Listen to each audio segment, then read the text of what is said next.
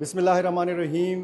फ़िदा दिल हूँ, आप HTN देख रहे हैं। मौजूद हूँ रेस्क्यू 1122 के सूबाई हेड क्वार्टर में, और ये मरकज़ी कंट्रोल रूम है जहाँ से आप मेरे अक़ब में देख सकते हैं कि पूरे सूबे के जो स्टेशंस हैं रेस्क्यू 1122 के, यहाँ से इनको मॉनिटर किया जा रहा है और यहीं से पूरे सूबे की सूरत हाल का जायज़ा लिया जाता है। वहाँ से रिपोर्ट्स मौसूल होती हैं और फिर इमदादी सरगर्मियों का आगाज़ होता है।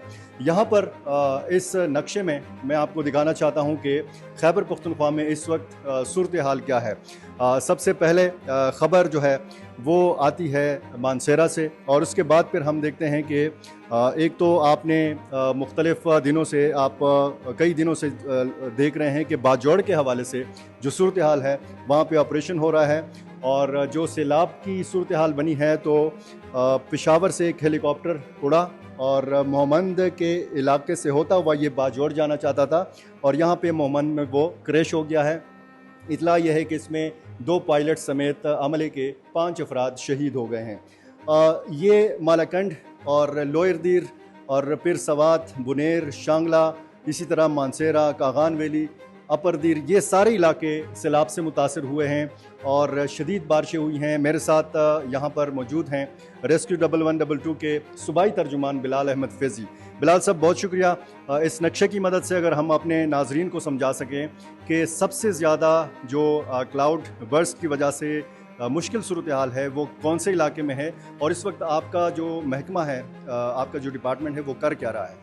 जी, सबसे पहले आपका शुक्रिया। और जैसे आपने जो है वो आइडेंटिफाई किया, कल जो है वो सबसे पहले अगर आप वाक़या देखें तो मानसेहरा में जो है वो पेश आया, जहाँ से पहला जो वहाँ पे सारन वैली है, पार्क है, वहाँ पे जो है वो बारिश हुई तो वहाँ पे तकरीबन हम लोगों ने 1200 से ज़ायद जो लोग ट्रैप थे उन लोगों को निकाला। फिर उसके बाद रात का वाक़या हुआ था, तो रात में मानसेहरा भी है और ज़िला बाजवड़, इधर जो है सबसे पहले हमें इमरजेंसीज़ मौसूल हुई जिसमें लोग जो है वो ट्रैप्ड हुए। और वो क्लाउड ब्रस्ट, ये जो बाजवड़ है इसमें मेन वजह जो थी वो क्लाउड ब्रस्ट की हुई है। क्लाउड ब्रस्ट के बाद फिर जो है वो लोअर दीर इसी से मुल्हिका जो है वहाँ पे हुई, फिर मालाकंड है, इसी तरह अगर आप स्वात जाएँ, अपर दीर जाएँ, फिर जो सबसे ज़्यादा इफ़ेक्टेड एरिया जो सामने आया है वो बुनेर है, ज़िला बुनेर।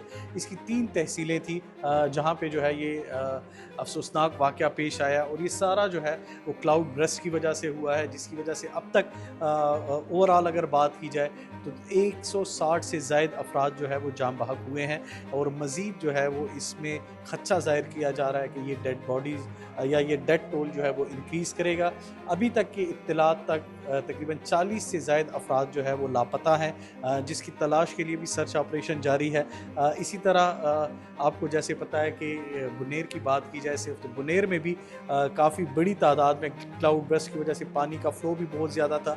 ऐसा भी था कि वहाँ पे लोग जो है वो घरों की छत पे जो है वो मैसूर हो गए थे, तो उनके लिए वज़ीर आला खैबर पख्तूनख्वा अमीन गंडापुर ने अपना हेली जो है वो दिया। उस हेली की मदद से जो है वो तकरीबन 700 से 800 लोग जो है वो उसके ज़रिए भी महफूज मकामात तक मुंतकिल किए गए। अभी जो है वो मुख्तलिफ़ मकामात पे पानी का फ़्लो भी काफ़ी कम हो चुका है पहले से, तो वहाँ पे भी हमारी इमदादी टीमें जो हैं वो इस वक्त मौजूद हैं। अच्छा फैज़ी साहब, सुनने में आ रहा है कि पुल तबाह हो चुके हैं, राब्ता सड़कें जो हैं वो पानी में बह चुकी हैं, तो इमदादी सरगर्मियों में किस किस्म की मुश्किलात का सामना है? देखिए, हमारी कोशिश ये है कि दो तरीके से सर्च और रेस्क्यू ऑपरेशन किया जाए। सबसे पहले जो है वो ज़मीनी रास्ता है, दूसरा जो है वो हेली के ज़रिए। तो जो लोग हेली के ज़रिए मोस्ट प्रॉबेबली हम लोग निकाल सकते थे वो जो है वो हम लोग सूबाई हुकूमत के हेली पे निकाल चुके हैं। दूसरा हमारा ज़मीनी रास्ता था। ऐसे इलाके अब भी हैं, ऐसी जगह थी जहाँ पे एक्सेस जो है वो मुमकिन नहीं था, तो हम लोगों ने आर्जी जो हमारे पास अपनी स्टेयर्स हैं, सीढ़ियाँ जिसे हम लैडर कहते हैं, वो लैडर जो है वो इस्तेमाल करते हुए हम लोग पुलों को क्रॉस किया है। बाज़ एक ऐसी जगह थी जहाँ पे हम लोगों ने रोप थ्रू गन्स वगैरह फेंकी हैं। मकसद हमारा यही था कि हम लोग जल्द अज जल्द जो है वो एक्सेस बनाएं, उन जगह तक, उन लोगों तक पहुँचे जो ट्रैप्ड हैं, उनको जो है वो हम लोग निकालें। तो हमारा सर्च ऑपरेशन जो है वो अभी भी जारी है मुख्तलिफ जगहों पर। बाजवड़ की बात की जाए तो बाजवड़ में अभी तक 20 अफराद जो गुज़िश्ता शब के क्लाउड ब्रस्ट में फंसे हुए थे या लापता थे या उससे जो है मुतासिर हुए हैं, उनके 20 अफराद के जस्ते खाकी जो है वो निकाल लिए गए हैं। इस वक्त एक बच्चा जो है वो वहाँ पे लापता है, जिसको निकालने के लिए या जिसकी तलाश के लिए सर्च ऑपरेशन जारी है। इस वक्त सबसे ज़्यादा जो इफ़ेक्टेड एरिया जो बुनेर है وہاں پہ ابھی بھی ہماری امدادی سرگرمیاں چل رہی ہیں. ہم لوگوں نے پشاور، مردان اور صوابی سے 15 ایمبولینسز اور 50 سے زائد سٹاف جو ہے وہ وہاں پہ منتقل کیا ہے کہ خدا نہ خواستہ اگر ضرورت ہو تو ہم لوگ میڈیکل کیمپس بھی وہاں پہ اسٹیبلش کر سکیں, وہاں پہ لوگوں کو جو ہے وہ فرسٹ ایڈ بھی دے سکیں. اور اس کے علاوہ جتنے بھی وہ لوگ جو ٹریپ تھے ان کو نکالا گیا تو ان کو وہاں پہ محفوظ مقامات جو سرکاری بلڈنگز ہیں وہ جو ہے وہ آئیڈینٹیفائی کر دی گئی ہیں عارضی شٹل کے حساب سے یا عارضی کیمپوں کے حساب سے. تو ان سب کو وہاں پہ منتقل کیا جا رہا ہے اور ان کو خوراک اور دیگر اشیاء فراہم کرنے کے لیے جو ہے وہ اے ڈی سی ریلیف اور جو ڈسٹرکٹ گورنمنٹ ہے وہ باقاعدہ جو ہے وہ اس میں حصہ لے رہی ہے. اچھا فیضی صاحب, یہ ایک بڑے پیمانے پر قدرتی آفت آئی ہے, تو اس میں آپ کے پاس جو افرادی قوت ہے یا جو مشینری ضروری استعمال کی جو اشیاء ہیں وہ آپ کے پاس کافی ہیں؟ جی بالکل. اگر خیبر پختونخوا میں بات کی جائے تو ہمارے پاس اوورآل 1000 سے زائد جو ہے وہ آپریشنل گاڑیاں ہیں, جس میں ambulances, fire vehicle, disaster vehicle, excavators, motorcycle, مختلف جو ہے وہ آپریشنل چیزیں موجود ہیں. اگر افرادی قوت کی بات کی جائے تو ہماری اس وقت 6000 سے زائد جو ہے وہ افرادی قوت ہے.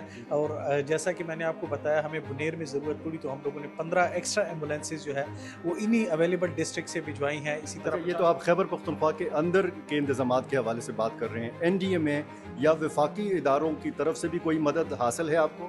جی جیسا کہ بات کی جائے سب سے پہلے صوبائی حکومت جس میں وزیر اعلیٰ خیبر پختونخوا نے اپنا ہیلی جو ہے وہ ایک ہمیں بنیر کے لیے دیا, جبکہ دوسرے میں باجوڑ میں جو ہے وہ امدادی سامان لے جاتے ہوئے کریش کر گیا. تو سب سے پہلے جو ہے وہ ان کی جانب سے ہوتا ہے. دوسرا اگر این ڈی ایم اے کی جانب سے ہمارے ساتھ آلریڈی لائزون میں ہوتے ہیں, جہاں جہاں ضرورت ہوتی ہے تو وہاں پہ وہ سپورٹ کرتے ہیں.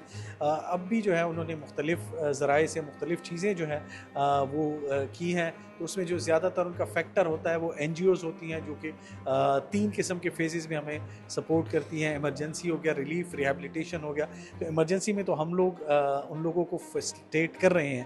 اس کے بعد جب ریلیف اور ریہیبلیٹیشن کے فیزز آتے ہیں تو اس میں وہ لوگ جو ہے وہ کافی ہیلدی ثابت ہوتے ہیں اور ابھی بھی جو ہے وہ وہی ان کے ذریعے ہی کیا جائے گا. دوسرا صوبائی حکومت جو ہے وہ فلی جو ہے وہ اس حوالے سے کمیٹڈ ہے, یا جتنا بھی لائزون ہوگا وہ تھرو ریلیف ڈپارٹمنٹ ہوگا یا پی ڈی ایم اے کی جانب سے ہوگا.